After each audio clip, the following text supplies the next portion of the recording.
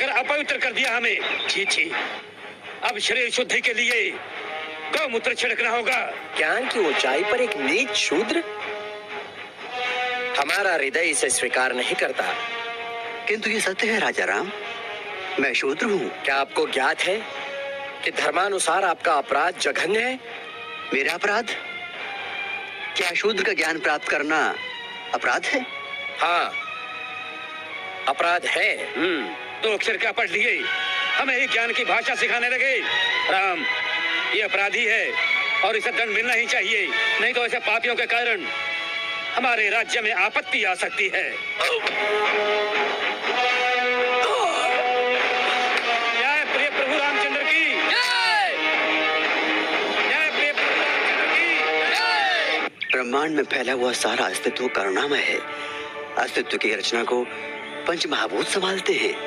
पंच महाभूत अर्थात अग्नि, पृथ्वी, वायु, जल व आकाश। जल अर्थात वर्षा सभी की भूमि पर बरसती है। वो ये नहीं देखती कि ये भूमि वैश्य की है या शूद्र की। सभी की भूमि पर समान वर्षा होती है, वहां कोई भेद नहीं होता। सूरज सभी के लिए निकलता है, वह हवा सभी के लिए बहती है। सूरज केवल सवर्णों के लिए ही नहीं निकलता और हवा केवल ऊंची जाति वालों के लिए ही नहीं बहती। वर्षा अगर भेदभाव करती तो सवर्णों की भूमि पर ही बरसती और शूद्र वर्षा से वंचित रह जाते। निसर्ग के ये तत्व सभी के लिए समान रूप से उपलब्ध हैं। वहां कोई भेदभाव नहीं है, न कोई ऊंच है न कोई नीच है। शिष्यगण, पहले ऐसा नहीं था। हमारे पूर्वज धन धान्य से भरपूर थे, हमारे नगर उन्नत थे, एक सभ्य संस्कृति थी हमारी।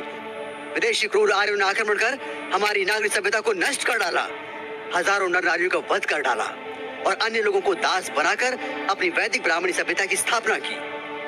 मैं पूछता हूं, उनकी संस्कृति में क्या है? क्या है उनकी संस्कृति में? कुछ नहीं, सारी असमानता है। और इसीलिए हमें शिक्षित होकर उनकी पाखंडता को सारे लोगों के सामने लाना होगा और तभी हमारा जीवन सार्थक होगा। मानव मानव में भेद करने वाले वैदिक धर्म की हमें आवश्यकता नहीं, बल्कि निसर्ग के भेदभाव रहित नियमों को स्थापित करना है। और यही मेरी शिक्षा है शिष्यगण। गांव गांव नगर नगर जाकर समानता की शिक्षा दो। जाति भेदी की असमानता को समानता में परिवर्तित करो। प्रकृति कभी नहीं हारती, एक दिन तुम्हारी अवश्य विजय होगी। पृथ्वी पर जन्म लेने वाला हर व्यक्ति मृत्यु को प्राप्त होता है। जीवन का पूर्ण विराम है मृत्यु। मृत्यु सत्य है, इसलिए तुम्हारा जीवन एक सपना है। ब्राह्मण हो, क्षत्रिय हो या शूद्र हो, सबके जीवन की अनिवार्य घटना है मृत्यु। मृत्यु तुम्हारे अहंकार को छीन लेती है। केवल एक मानव की तरह तुम जीते हो, वहां कोई भेद नहीं है। मरने के बाद तुम जन्म लोगे या नहीं, ये पुनर्जन्म की कल्पना मिथ्या है, क्योंकि तुमने इस जीवन को एक मानव की तरह नहीं, बल्कि शूद्र, क्षत्रिय या ब्राह्मण की तरह जिया है। चातुर्य वर्ण व्यवस्था में जकड़े हुए तुम लोग स्वाभिमान के साथ नहीं जी रहे हो। तुम नीच रहकर मर भी गए तो तुम्हारे माथे पर लगा नीचता का कलंक मिट नहीं जाएगा। तुम्हारी आने वाली पीढ़ी नीच ही कहलाएगी। यही अमान्य प्रथा पीढ़ी दर पीढ़ी चलेगी। मुनिवर, आपके अनमोल वचनों के कुछ अंशों को सुनकर हम आपके कृतज्ञ हैं। ऐसे उच्च विचार तो हमने जीवन में प्रथमतः ही सुने हैं। मुनिवर, हम दशरथ पुत्र राम हैं। अहोभाग्य हमारे, आज इस आश्रम की भूमि आपके आगमन से पावन हो गई। स्वयं प्रजापालक ही हमारे आतिथ्य में आए हैं। मुनि श्रेष्ठ, आप जैसे महान ज्ञानी ऋषियों के कारण ही हमारे राज्य की भूमि पावन है। किंतु आज तक आप जैसे सद्गुरु से हमारा परिचय कैसे नहीं हुआ? मुनिवर, क्या मैं पूछने की धृष्टता कर सकता हूँ कि आप किस गोत्र और कुल से संबंधित हैं? अतिथि, मैं शंभूक, मैं शूद्र कुल से हूँ। भ्रष्ट कर दिया शूद्र ने, पानी पिलाकर अपवित्र कर दिया हमें। छी छी, अब शरीर शुद्धि के लिए गौमूत्र छिड़कना होगा।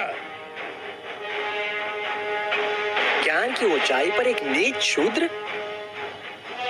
हमारा हृदय इसे स्वीकार नहीं करता। किंतु ये सत्य है राजा राम, मैं शूद्र हूँ। ज्ञान की गंगा का स्पर्श मात्र ही जिनके लिए वर्जित है, उनके पास ज्ञान का भंडार असंभव।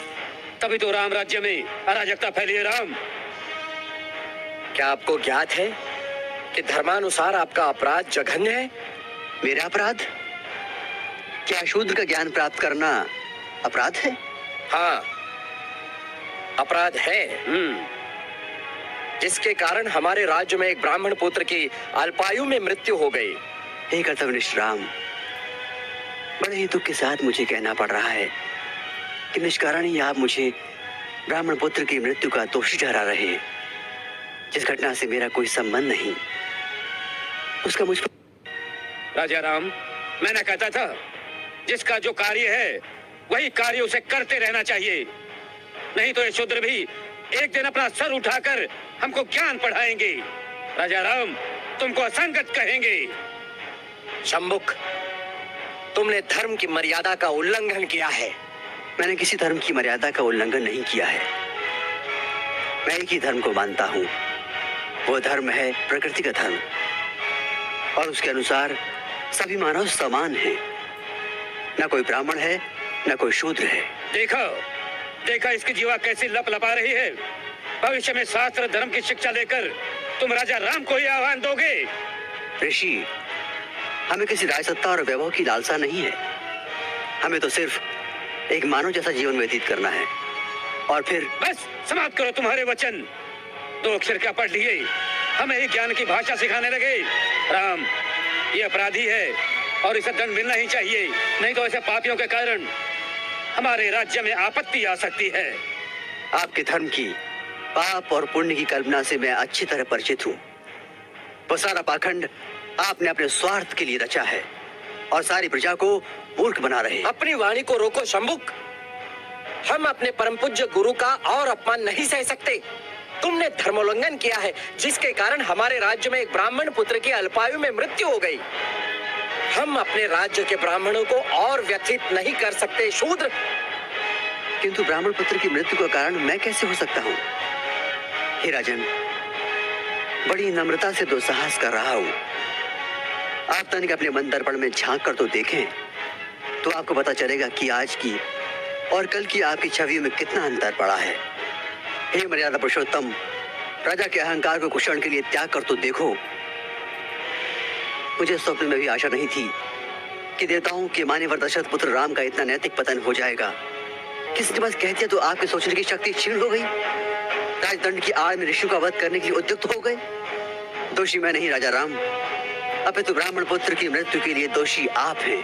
अपनी विष उगलती जिह्वा को रोको शंभुक। मुझे भयभीत करने की चेष्टा न करो राम। जब जब किसी शूद्र ने परंपरागत सामाजिक दास्तां की बेड़ियां तोड़ने की चेष्टा की, तब तब धर्मांधों ने उसकी हत्या कर दी।